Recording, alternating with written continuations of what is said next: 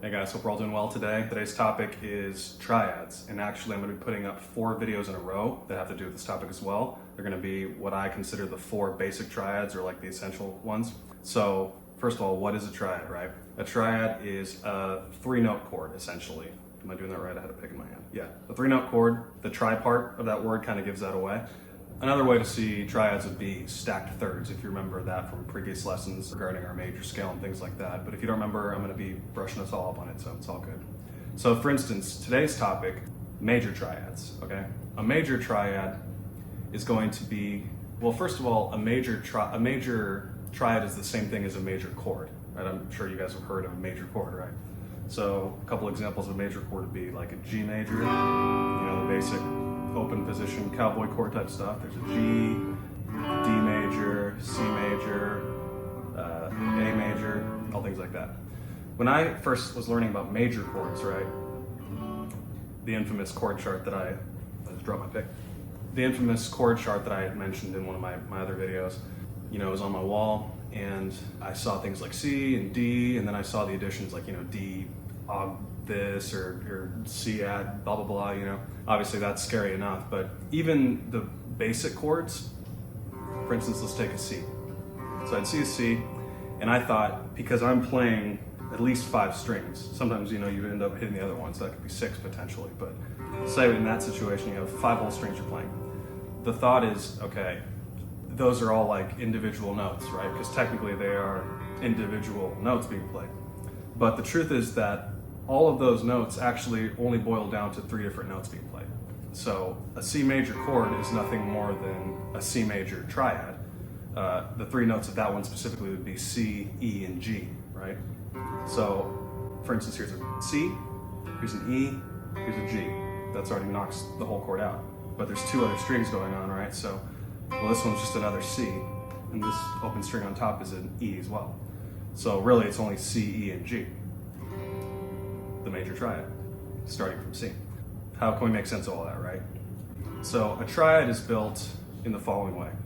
All you're going to do is you're going to take the first note, right, which is called the root note. It's another word for that.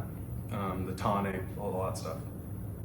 And you're going to add a major third above that, and then a perfect 5th above the root note. So I said that in a more confusing way than it even needed to be. Here's how I want you to imagine it. I think it'll make more sense because this is what worked for me. You're going to take the root note, let's say that's this one right here. So here's a C. Okay, I'm going to build a C major triad. What I need to do is, if C is my 1, I need to add a 3 and a 5. That's all we need to do. A major triad is built from a 1, a 3, and a 5. That's the key point and the key takeaway here. So if I consider this C my 1, how do I get to a 3 and a 5, right? What does that even mean? Well, all you're going to do, as I like to say, is superimpose the major scale on that spot. Some people, you know, people can talk about it like you know, you find the major scale of that note, and then you build it from there. And then you go to some other note, and then, oh, if you have to build a chord over here, I'll just build a major scale from that.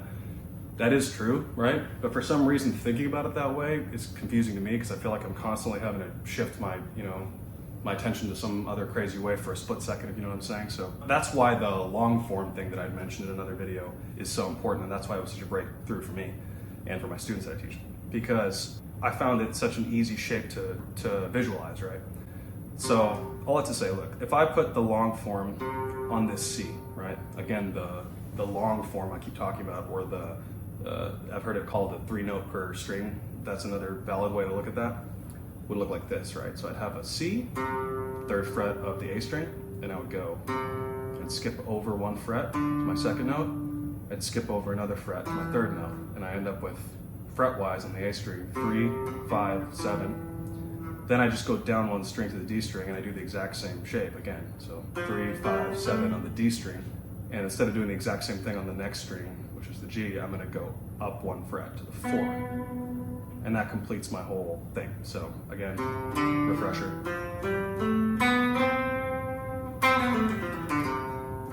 That's the C major scale. So if I take, we're going to build a C major in this situation, right? I'm going to take the first note, I'm going to superimpose the major scale pattern that works for me, right? That works for us both, hopefully. And I'm gonna take out or add in, depending on how you see it, the 1, the 3, and the 5, and I'm gonna put those together, and that's gonna be a C major chord. So if I add it, here, it'll look like this. 1, 2, not gonna do that. 3, 4, not gonna do that. 5. 1, 2, 3, 4, 5. And I'm sure by now you're like, yeah, I understand this. This makes total sense. But I don't know. To me, it was hard to put it into action. So that's why I'm kind of going meticulously through it, right? So if we have a 1, a 3, and a 5 from the major scale on any given spot, in this case it's C, then we have whatever the root note is, major, right? That's where major chords come from. So 1, 2, 3, 4, 5, 1, 3, 5. Put them together at the same time. C major. Add a couple more repetitions of that. There you go. So that's C major. What if I wanted to do an A major, right? All I have to do, here's the other key point, right? I just have to find a major, I have to find a note at any spot, and again, superimpose that major scale on top of that and do the exact same shape actually if I wanted to. Most of the time you can actually do the same shape. There are some weird stuff on the guitar that, make us have to sort of warp shapes, but let's say I find an A on the bottom string, right? Here's a 5th fret, sorry. That's my new 1, my temporary 1, as I jokingly use with one of my students over here. So my temporary 1, or my root, is the A, and all I'm gonna do is imagine major scale from that spot. Okay, well what would my 3 be in that situation, right? Okay, it would be 3, and then 4, 5. 1, 3, 5. 1 again, I guess, if I want, but 1, 3, 5. You'll notice it actually looked the same as this one over here, as the C. Get that wide stretch. So that would be 1, 3, 5 from an A. Then that's going to give me A major chord. You bloom that out into more repetitions or in an ergonomical way, and you get the A major chord that we all learn. I can do the same with a D. 1, 3, 5. F sharp, I could do that. It always works, right? So all that to say, that's kind of some thoughts that I have on what a major triad is. Again, the part I want you to just internalize super hard is 1, 3, 5, 1, 3, 5, 1, 3, 5, 1, 3, 5. That's gonna, if you can get that like super ingrained where you don't have to think about it, that equals major, then all we're gonna do after that is make slight tweaks to that formula or that triad stack, right? And then it's gonna be a lot easier to make sense of the other types of triads and chords that happen, because they're just, if you want to look at it the way I do, you just make slight adjustments to that stack, and that can be a lot easier than thinking you have to memorize a whole new formula every time or something like that. So, in summary, 1, 3, 5, major triad, major chord, same exact thing. And I have in my notes here to explain to you guys like an actual application of this, right? So, where do we see things like major chords? Obviously, I could just do a bunch of random chords if I wanted to. I could do an A, and then a D, and then a C, and a F, and this sharp. I could do whatever, right? But at some point, we have to actually make them work together, right? That's where the major scale comes in, which, as I've mentioned to you guys before, is the foundation of all Western music, right? We've already seen how it helps us with this situation, so how can we put it to even further use, right? This theory stuff. The major scale, let's pick a key, right? Let's do the key of G, let's say, right? So that's the 3rd fret on the E string. That's just another way of playing that pattern I showed you guys. Right?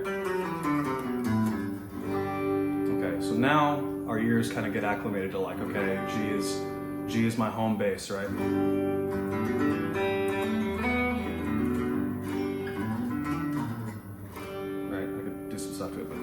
G is our home. So, can you guess what the first chord is going to be? Is it going to be major or minor? That's what I like to say to my students a lot, right? My in-person students. Obviously, you probably guessed that it's a major because the whole thing is in G major, right? So it's based around the 1 being a major chord. But where else are we going to have a major triad, right? Don't know if this is too confusing with the 1 through 5 and then all the number stuff already for this video, but the 1, the 4, and the 5 of the major scale are going to be majors. That's just like a hard and fast rule.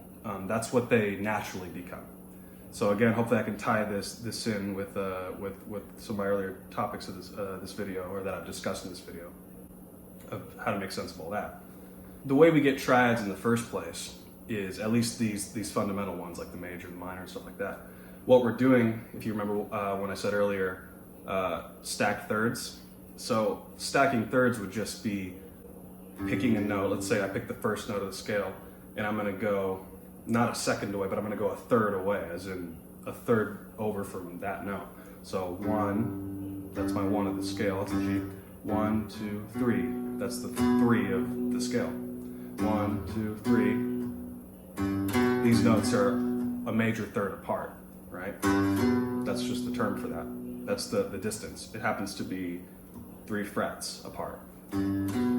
That distance is not going to change, obviously. If I move it to another spot and I still keep the same actual distance, logically it's going to be the same interval away. It's still going to be a major third, right? But we're sticking to G for now. So I jump a third away from G, and what if I jump a third within the scale, right, within the major scale? I jump a third away from that note I just landed on. So I end up with this, and then 1, 2, 3, I end up on the 5th note of the scale. So you're essentially, if you lay all the notes, which maybe I'll do it on the screen if I can get good at this iMovie thing. You lay all the scale notes out, you pick one, and then you hop, what I call hopscotch. You hopscotch over 2 times, and that gives you 3 different notes, end up with 1, 3, 5. Well, what if we do that from different notes of the scale, right? Well, there are 2 other spots in the major scale where you're going to end up getting the same type of layout, the same triad with the I'm doing a lot of hand motions. The same distances are going to roll out essentially, right? Just to keep it brief, you're going to end up with that same pattern from the 4th spot. So if I go 1, 2, 3, 4, 5, I'm going to end up with, those are all starting from the 4, and I just jump thirds away. That's going to also give me a major triad. If I do the same thing on the 5, it ends up, and I stay within that scale, I just do the hopscotch thing over 2 times, I'm going to end up with triads of the same quality, right? They're all going to be majors. So 1, 4, 5. If I make those all the triads that they become. Thank you for your patience, by the way. I know I kind of have a tendency to go all over the place, but individually, this is the big key point, right? Individually, a 1, a 3, and a 5, as in just single notes, combined together in a pile, in a pool, played at the same time, that's a triad. Or I guess played separately, right? I could go 1, 3, 5. Those are all the same thing, just in different variations. That together is a major triad. But if we look kind of in a different way at the scale and what type of chords different notes in the scale should become, we get that by doing our stacked thirds thing. And so the 1st, the 4th, and 5th degree of the major scale become major chords, right? So if I do a 1 through 5 from the different spots, right? Again, I'm superimposing the major scale on every spot to get my measurements, essentially. Then I end up with 1, 3, 5, go up to my 4th note. 4th note of G is C. I do the same move there, 1, 3, 5. Then my 5th note of G is 1, 2, 3, 4, 5, D. And remember, that's the 5, so it's going to be a major chord as well. Major equals 1, 3, 5 at the same time, so it's a D major. Therefore, my 1, 4, and 5 in the key of G are going to be G major, built the way we talked about, a C major, and a D major. So I hope that you guys were able to bear with all that, the ins and outs of that, because I have a tendency, like I've said, to go all over the place whenever I'm trying to explain something. I like to be thorough and I like to have context. So that's all basically a summary of major triad, right? At the end here, I'm just gonna put on a looper and give you a couple examples of how a major triad would sound in actual music connotation, right, or context. We've been doing G, right, so at the end, so let me just give you something in G, right? How about I just give you an actual G chord? And what I'm gonna do is I'm gonna do G major triads in different spots. I might play them as a chord, or I might play them individually. I'm gonna try to keep it musical. Who knows what's gonna happen? So let me give myself a G chord real quick. So I'm gonna find a G. 1, 3, 5, right? Maybe to another G. 1, 3, 5. Those are the same shape, right? I just thought of my long form thing. Thinking of my triads here. 1, 3, 5.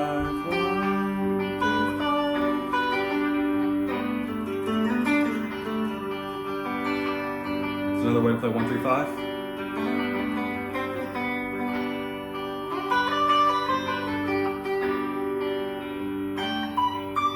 You can kind of hear it there too, right?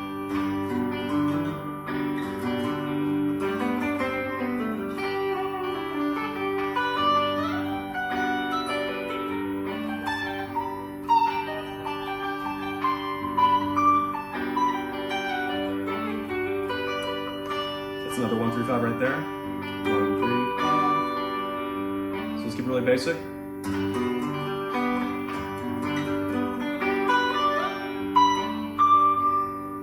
Right. You guys get the point, I think, at this point. So thanks again. Hope that has helped clarify some stuff. In the next video, we're going to talk about the next fundamental triad. Yeah, let me know if, in the comments below, or direct messages, I guess, if you have any questions and anything you'd like me to cover. Appreciate your patience, and thank you guys for being with me on my Patreon. I really appreciate you a lot. I'll see you in the next one.